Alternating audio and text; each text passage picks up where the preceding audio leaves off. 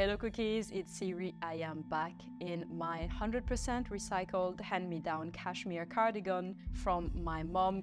This is my I'm chilling now outfit. It totally matches the weather behind me. I love this weather. I woke up, it was super foggy, and that is actually my absolute favorite type of weather. I love when the weather matches my experience because it feels like a 4D experience. When I lived in Singapore, I used to love the 4D cinema because you would watch the thing, the chairs would move up and down, you would have wind, you would have water on your face.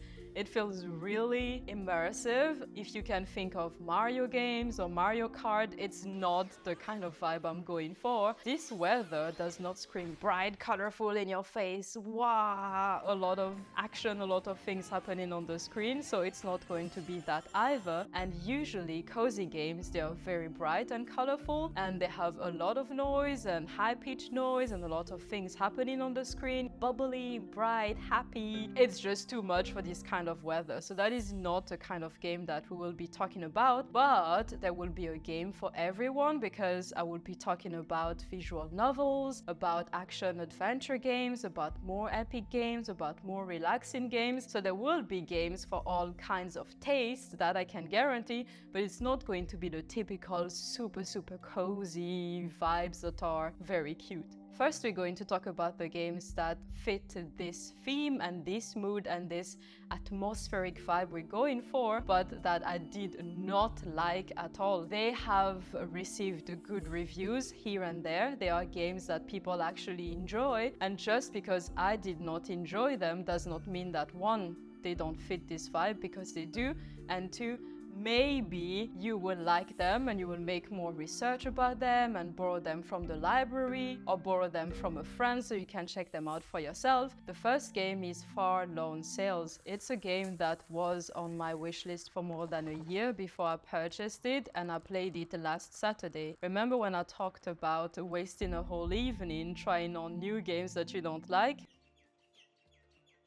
Next one is less compulsive buying due to sadness, so I am more patient and take the time to watch and read reviews, watch gameplays, etc. before buying a game. As a result, my recent games have been better tailored to what I like, and I enjoy the whole experience much more instead of being disappointed and wasting an evening trying on new games that I don't like. That was me last Saturday. My excuse is that I bought it way before I started to be more precise in my purchases, and I pushed through on Saturday, but I just could not get into the game, and actually I think I got halfway through before I finally decided that it was just not for me. In Far Lone Sails, you play as this little character dressed in red who wanders in a muted, low-saturation post-apocalyptic world. You operate a huge vehicle that lets you explore. I found the controls rough and confusing. I wasn't sure what to do during most of the game, and there was no in-game help or tutorial. Frustration was the main theme of my playthrough, which is not what I want to experience when playing a seemingly relaxing and atmospheric game. I could figure out most of the puzzles, but I had no idea what some random items were for. I had to zoom in often to see where I was and what to do, and due to the side-scrolling nature of the game, I was often confused as to the layers of what I was seeing and where I could go and where I would be stopped by an obstacle. The second game is Oxenfree, and it has been mentioned many times as one of the best spooky, eerie, sci-fi, visual novel-like, puzzle game-like indie games out there. I did not click with the characters. I found them quite despicable, actually. Oxenfree is described on Steam as a supernatural thriller about a group of friends who unwittingly open a ghostly rift. Play as Alex, a bright, rebellious teenager who brings her new stepbrother Jonas to an overnight party on an old military island. This game reminds me of weird independent movies that make no sense and give me the feeling of having wasted my time. I prefer a clear story with a clear ending and no loose ends even if it includes fantasy themes or supernatural themes. Look at Lord of the Rings. It's not a realistic movie based on our world and timeline, yet it has a clear story and a clear ending. The ending for me was very dissatisfactory, but because I finished it, I also know that it definitely fits this vibe that we're going for. And so if you are interested, then you can make your own research and check it out for yourself. And then the final game that I do not like, but that also fits this vibe, is Witchwood. I purchased Witchwood upon release. The visuals are quite nice, they're cute, but they're not overly bright and saturated. The sound effects are pleasant to the ear and the music is not too obnoxious, but there's just something about the gameplay and the story and the things you have to do that I don't like, and funny enough I find the game quite difficult for what it's trying to achieve. The game delivers on its promises when it comes to the theme and what you would expect from such a name and the trailer. This is just a case of a subjective preference. The official website describes it as a crafting adventure game set in an expressive land of gothic fables and fairy tales. As the mysterious old witch of the woods, you will explore a strange countryside, collect magical ingredients, brew sorcerous enchantments, and pass your twisted judgment upon a capricious cast of characters and creatures. When I pick a cozy or relaxing game, I don't want to struggle or face too many difficulties. So cookies, if you decide to get any one of those 3 games, it's at your own risk. Do not come here and blame me later and tell me, Eerie, this game that you mentioned sucks, because I do not like any of those 3 games. On to the games that I like and that fit this ambience. The first one is Digimon Survive.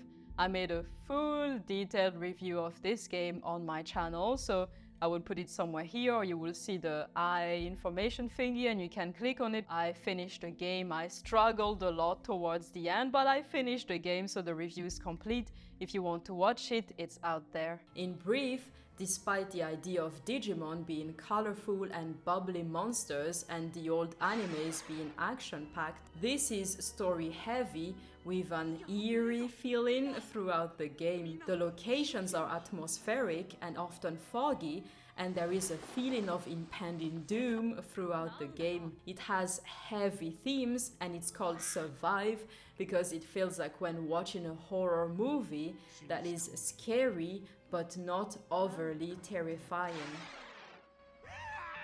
The second game is Vampire, and if you've watched this channel for at least 2-3 years, you will know that it's one of my absolute favorite games from 2021. I love this game. I am so upset that I could not record footage directly into the Switch, because at the moment I haven't played it for so long that I would need to go back and probably start a new game, even though I have already played about 80 hours of this, because I don't have footage from me playing, so I have to show you some of the trailer. This was the first game that crossed my mind this morning when I saw the thick fog and wanted to sit down and play. It's Monday and I have obligations, so I could not sit down and play, but had I had the time, it would be my game of choice. You play as a newly turned vampire who is also a doctor. You go out in the night in gloomy London in 1918. The lights are diffused, it is foggy by the water, you have to sneak around to avoid getting caught, and so on. It's like watching a historical fantasy movie with a vampire as the main character. Imagine Johnny Depp in his prime, directed by Tim Burton, and they made this game as a movie. It's so freaking good for this weather and just so freaking good in general. The next one is Sherlock Holmes Crimes and Punishments. This is a game that I could not drop until I completed all the cases. I usually play multiple games at the same time, but I was so hooked that I was pretty monogamous with this one. You play as Sherlock Holmes and it feels like having an interactive version of the Sir Arthur Conan Doyle books. I loved them growing up, and I also loved Hotel Dusk Room 215 and Last Window, The Secret of Cape West on the Nintendo DS. This game scratches the book and detective mystery itch. I was first skeptical of the graphics and that it was an old game, but my worries soon disappeared. It ran fine for me on the Switch and I have no complaints regarding the looks or the music. I also like how it is not scared of using pretty gruesome images and scenes. It makes it immersive and realistic. I sometimes struggled with some puzzles and was stuck twice, but it was never overly frustrating. Some head scratching is expected when playing a detective game, especially as Sherlock Holmes. A greenish-brown cigar with a strong aroma, a hint of peppermint. Now that we've done the spooky, scary, gloomy, impending doom, horror movie-like but action-adventure-like games, let's go on to the more magical and mystical and enchanted games. Or should I say the game, because the next one is Snufkin Melody of Moomin Valley. I was in Finland for a whole summer a decade ago, and I have a lot of vlogs of that time as well on my other channel, my comedy channel. Yes, some of you don't know that I have a comedy channel. It has not been active for many years. And for good, I think, because it's so freaking cringe. But I do have many vlogs of me in Finland, and I spent an amazing summer in Finland, and I learned and studied Finnish for almost 2 years back then. I have a full review of this game on the channel. It is a lovely game. It's pretty, relaxing, not as childish as it looks, and the puzzles are satisfying. You don't have to have prior knowledge of the Moomin world to play it. The themes addressed can please both young and old, and it gains an extra heart from me due to its nature restoration and friendship themes, which are both currently important to me. And the final game of this list is Triangle Strategy. It is my current obsession. This game feels like reading The Lord of the Rings and Game of Thrones minus the raunchy scenes, but you get to be in charge of your destiny. I love historical fantasy and historical fantasy books. Sometimes I would like to decide what the characters get to do when I disagree with the author. In Triangle Strategy, I am the author. There is a lot of dialogue, politics, war tactics, betrayals, alliances, twists and turns, and replayability. This game is a great book in game form. I am pleased that the library had it so I could try it out. And what better than an epic fantasy book or game when the weather is misty? Seriously, this is one of the best games I have ever played, and for bookworms, it's just perfect. And that's it for me today, cookies. I hope you enjoyed this video. If you have other gloomy, eerie, magical, fantastical, nostalgic games to recommend me that would fit this weather, then do let me know, because I would be really interested. I'm always looking for new games to play and of course to talk with you about, because that's the whole point. And if this was useful, if you enjoyed it, do consider giving me a like and subscribe if you don't want to miss the upcoming videos. And until next time, I will see you cookies very soon. Bye!